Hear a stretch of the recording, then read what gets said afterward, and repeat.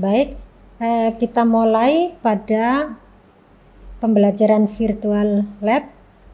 Kita mulai dengan mode eksplorasi, silakan tekan.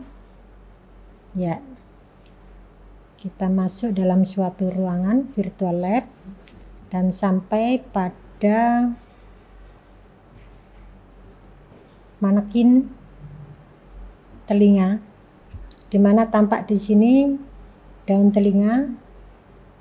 Ya, kemudian ditekan. Nah, di sini ada struktur dari auricula yang merupakan bagian dari telinga luar.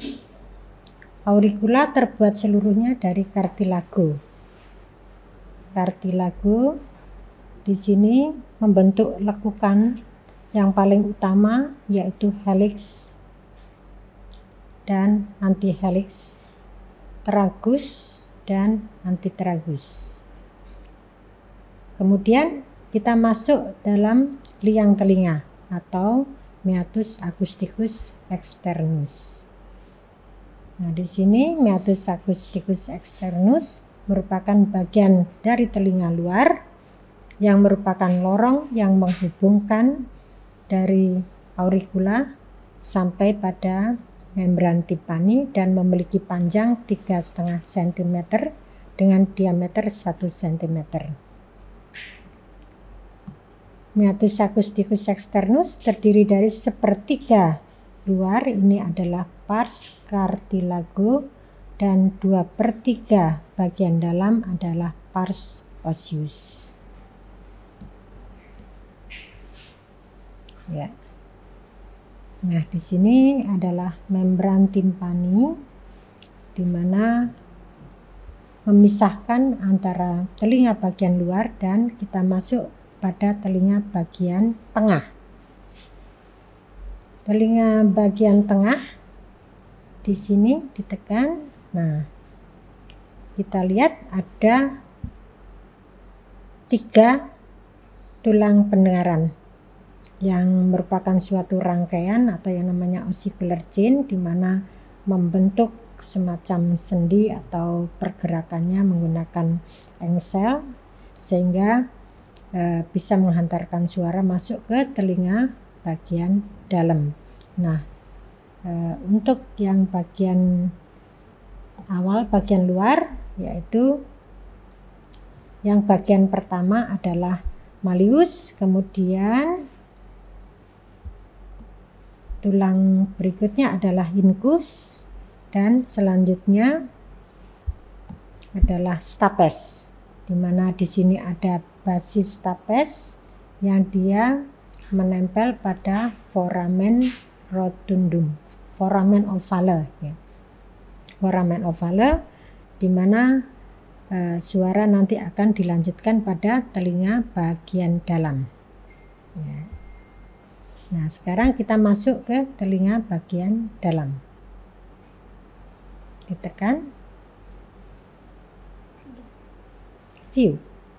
Nah,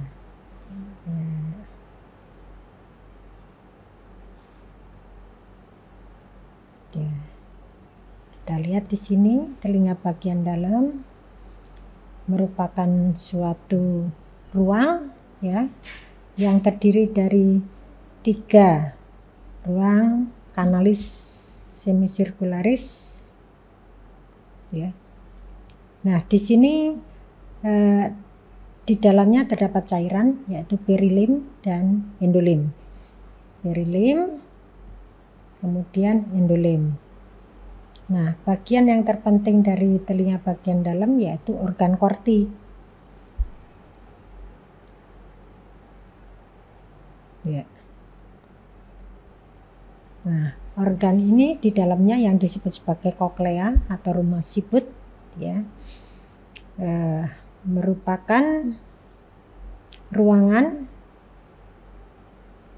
yang terpisah, yaitu berupa ductus cochlearis, scala media, dan ada scala vestibuli dan scala timpani. Ductus cochlearis terletak di antara scala vestibuli dan scala timpani.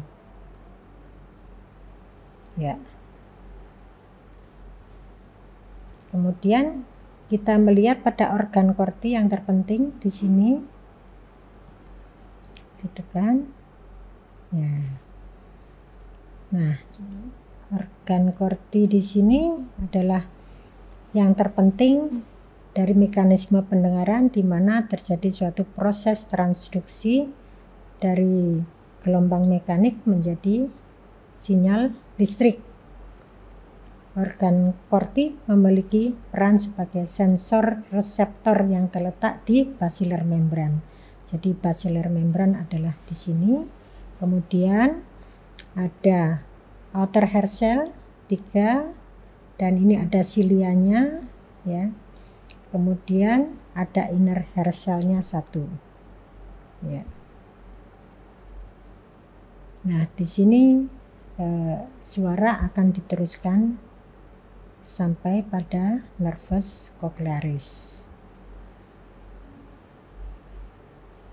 Getaran dari stapes akan disalurkan ke koklea, kemudian getaran tersebut merupakan energi akustik yang akan menggerakkan membrana vestibuli dan cairan endolim dan menimbulkan adanya pergeseran membran basilaris. Getaran tersebut akan menyebabkan gerak relatif antara membran basilaris dan membran tektorial yang menimbulkan energi mekanik.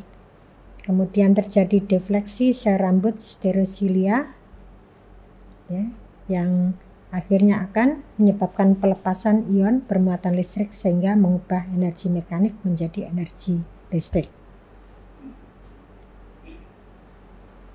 Ya.